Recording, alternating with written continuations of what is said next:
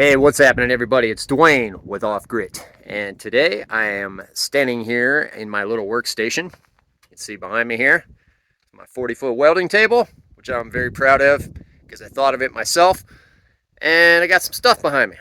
So, if you watched the last video, I told you that I was going to follow up on what the heck I was making and show you guys.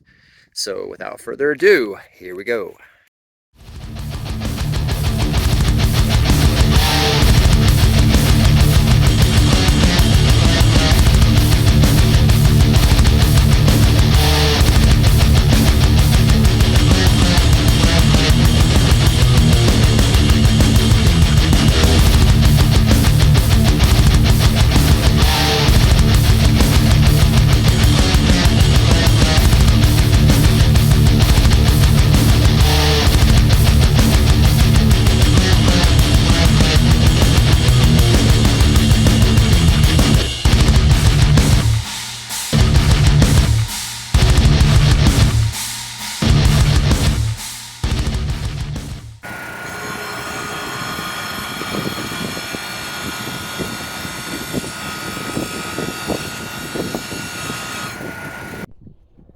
So in the last video, I think I told you that in order to build something, sometimes you need to build something.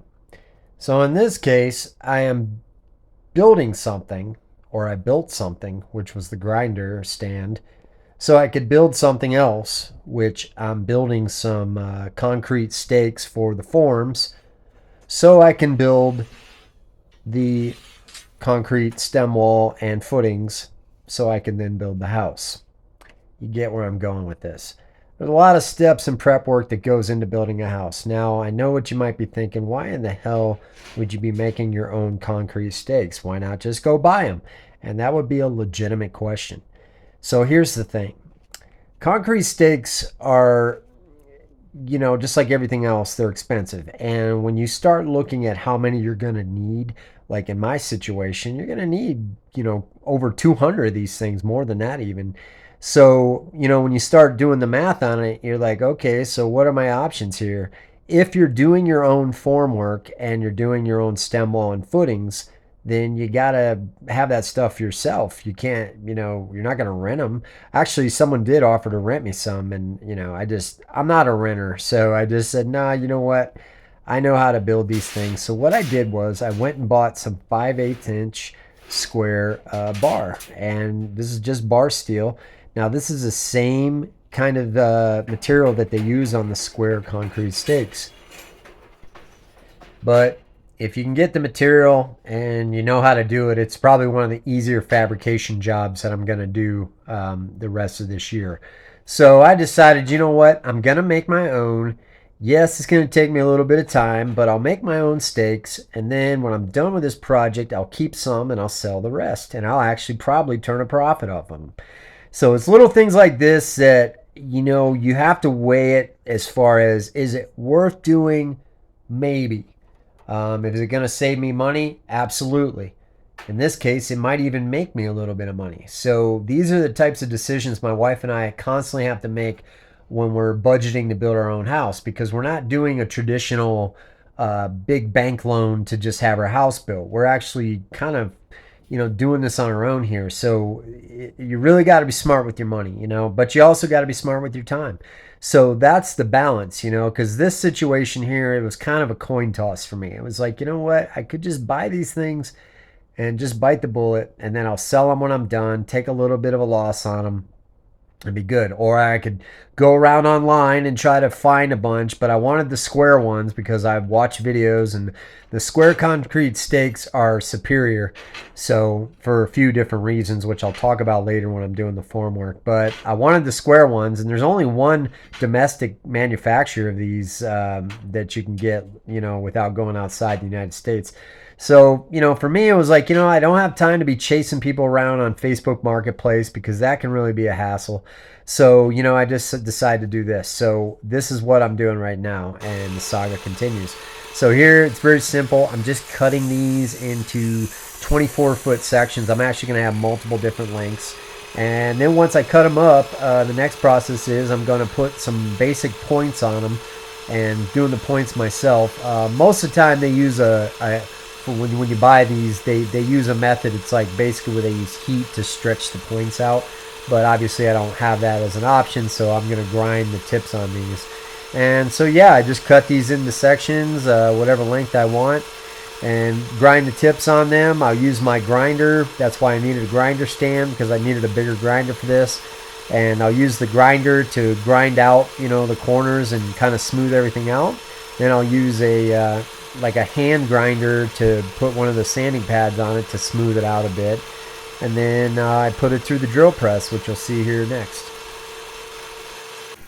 So what I'm doing here is I'm actually making a template for these bars, and I just spaced out the holes the way I want to drill them into these stakes, and that's what I'm doing right here. So once you have a template, you can just you put little marks on each one, and then I can just run them through the machine, and the rest is history. It's just kind of boring. That's about it.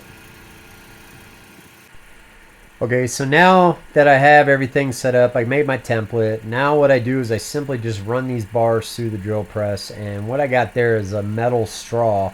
And what I do is I actually put some oil in it. You know how you take your finger on the top of a straw and you put it in the soda, and then you can pull the liquid out of the soda, and then you can let your finger loose and the liquid goes. You did that when you were a kid. Am I still doing now as an adult? I don't know. Anyways, that's what I'm doing here, because this drill press here is a cheap one. It doesn't have like a little oil thing down by the drill bit. You got to constantly keep it oiled when you're doing this type of thing. So I just have a little container of oil, and I just run it through like that, and I'll put the oil in there, and I'm doing it kind of slow here just to show you guys how I do it. But yeah, that's really it, and then really if I were to give you a tip, this is a tip in regards to any type of fabrication or using a drill press.